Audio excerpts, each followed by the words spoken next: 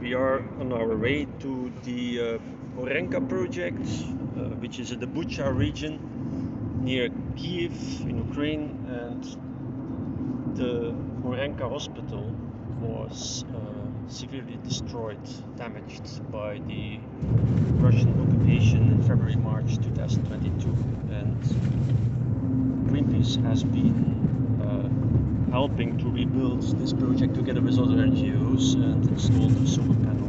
So we're gonna have a look how this all works, and I'm together with Bogdan and Dennis from Greenpeace Ukraine. Bogdan is a technician, and so he played an important role in building this whole system. So it's a really great opportunity to see all this.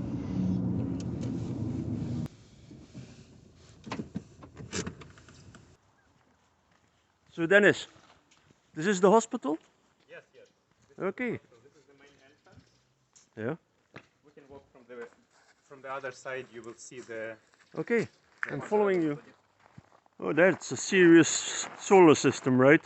Yeah. So here is a 11.6 kilowatts solar system. Oh, that's serious. Hybrid one. And inside we will see the inverter and the battery, which helps the hospital run when there is no electricity.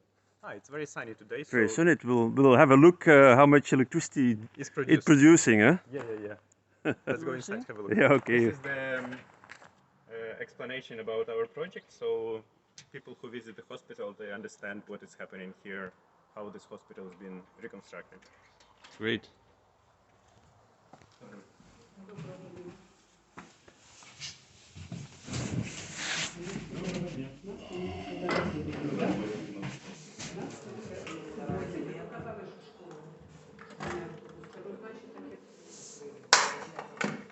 So Bogdan is installing a new system.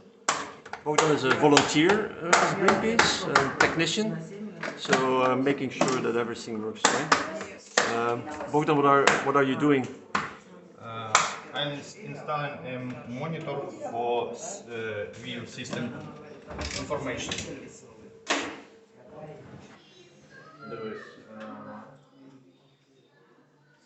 Це контролери і мультиплас. So now we can see that we turned on the boiler, which consumes 1.5 kilowatt hours. So this is the load that we have, and the solar covers all the needs from the hospital. It's quite sunny day today, which is great. So the battery is fully charged, sun works perfect, big load, and the external grid, like it balanced, yeah, but pretty much it doesn't consume anything from the external grid. Solar power works.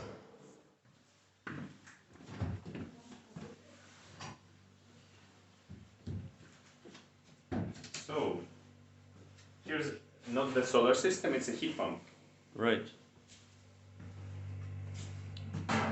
So basically here we have the new system. This is the new heat pump of 20 kilowatts, and here we have two old gas burners. As backup, or? Now it's a backup, but we still decided not to cut everything out because it's like quite a lot of extra costs for the hospital. And just in case that something happens, of course they can still use it. But the idea is that they will stop using it, like almost at all.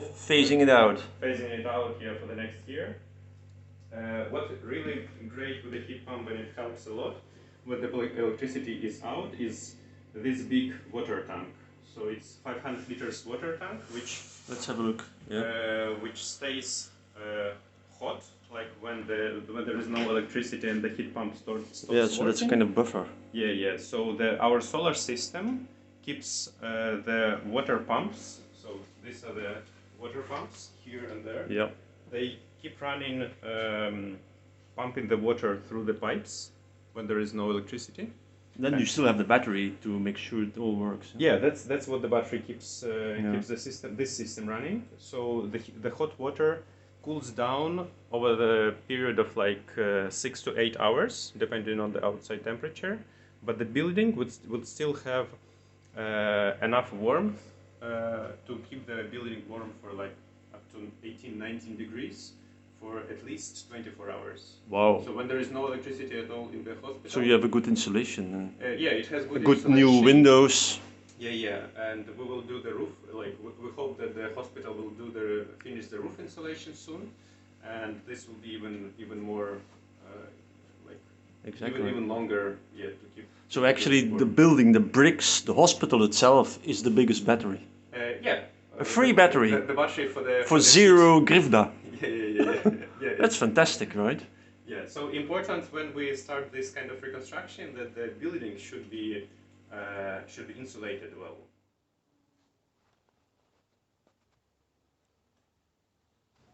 I'm here at the Horenka project, which is in the Bucha region.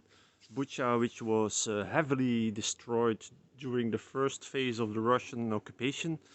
Also, this hospital was heavily damaged, and actually even the staff of the hospital started right away in March last year to reconstruct a part of the building to make sure that a part of the hospital was still operational. But then Greenpeace and other NGOs stepped in. Greenpeace offices in Europe financed this project to install a PV panel, to put insulation, highly efficient windows, to reduce the energy demand, and a PV system of 11.6 kilowatt was installed, and a heat pump and a battery system. This is a kind of microgrid. This hospital can operate independently from electricity supply because of the drone attacks by Russian forces. There are often daily power cuts, and so the whole hospital can just continue to function without electricity from the grid. This is a first demonstration project, and the effect is immediate. Reconstruction is happening now, already started. We don't need to wait. People need solutions right now. And this needs to be replicated tens, hundreds, even thousands of times. This kind of microgrid makes sure that a building like a hospital or an apartment building in the future or a group of houses can continue to be fully functional and comfortable, warm, even if the grid fails.